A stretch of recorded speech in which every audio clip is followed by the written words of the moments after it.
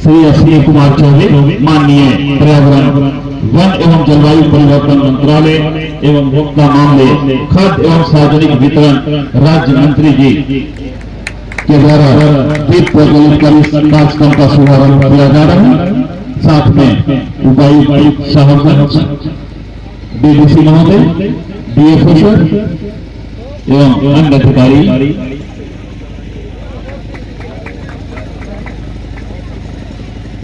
के द्वारा दीप प्रज्वलित कर इस कार्यक्रम का शुभारंभ किया जा रहा है।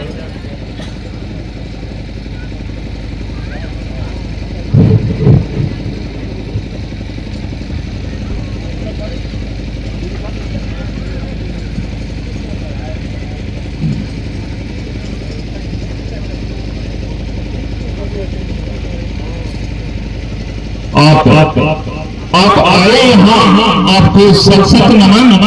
सबको यहाँ खड़ा करो, सब लेके खड़ा रहेगा। छोटा काट के लिए बोलिए, छोटा काट।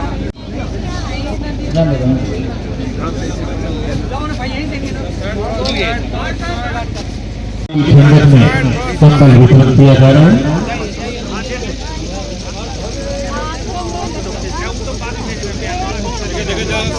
हेलो बस करंट थोड़ा आप ठीक किया।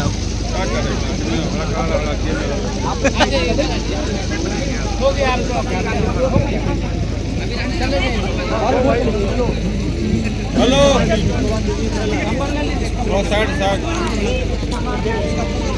बहनों का जो प्यार था वो काफ़ी मुझे मिला है और बचपन भी हमारा उनके बीच बीता है।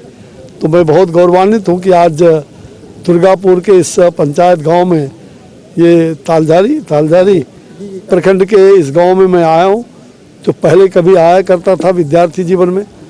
ये 70 के दशक में, आज 70 के दशक में लगातार आया करता था। तो मुझे बहुत खुशी हो रहा है कि प्रधानमंत्री जी ने जो प्रधानमंत्री जनमन योजना के लिए मुझे यहाँ भेजा और यहाँ का काफ़ी अच्छी व्यवस्था आप देख रहे हैं कि 24,000 करोड़ रुपए का प्रधानमंत्री जनमन योजना से 9 मंत्रालयों का सम्मिलित प्रयास और एक एक गरीब को 100 ऐसे क्षेत्रों में आज इस प्रकार का उनको हर प्रकार के लाभ उनको मिले, शिक्षा का, गांव में सड़क का, स्वास्थ्य का। ये उन सभी पहाड़िया जाति के लोगों को ये योजनाओं के द्वारा उनको लाभ पहुंचाया जा रहा है, जो आज़ादी के 75 सालों में नहीं हुआ।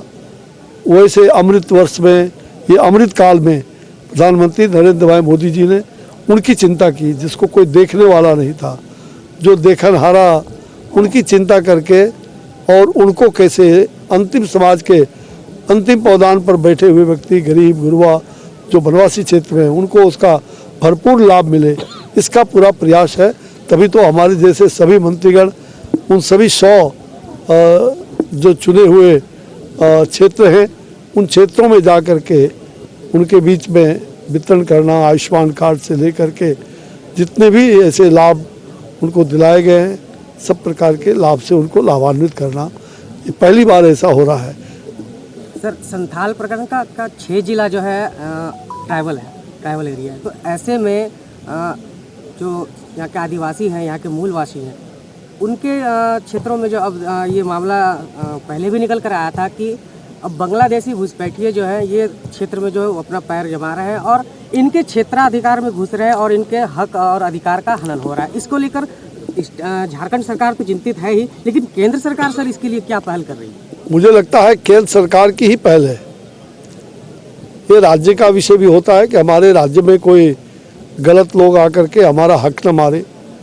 वो मवेशी जानवर, मुझे याद है जब मैं यहाँ सोम मरांडी जी के चुनाव के उपचुनाव में आया था और वो बांग्लादेश का अंतिम बॉर्डर वहाँ से शुरू होता था नदी के बाद और बिहार उस समय का समाप्त होता था।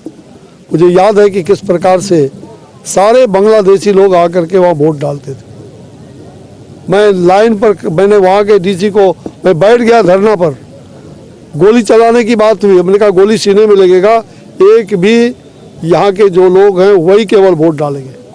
और मैंने लाइन लगवाया, 9 बजे रात तक वोट कराया और 9 वोट से मरांडी आपको मालूम है ना, सोम मरांडी को 9 वोट से चुनाव जीतने का जनता ने आशीर्वाद दिया और मैं स्वयं धरना पर बैठा रहा था। सर चूंकि ये सीमावर्तीय क्षेत्र का मामला है, सिक्योरिटी का रीजन से अगर देखा जाए तो हमेशा केंद्र सरकार कहती है ये केंद्र सरकार राज्य सरकार कहती है केंद्र का मामला है, तो सर केंद्र सरकार क्या कर रही है? भाई केंद्र सरकार तो कर रही है, अभी सीमा की सुरक्षा को लेकर के हमने हर सीमा को सील किया है।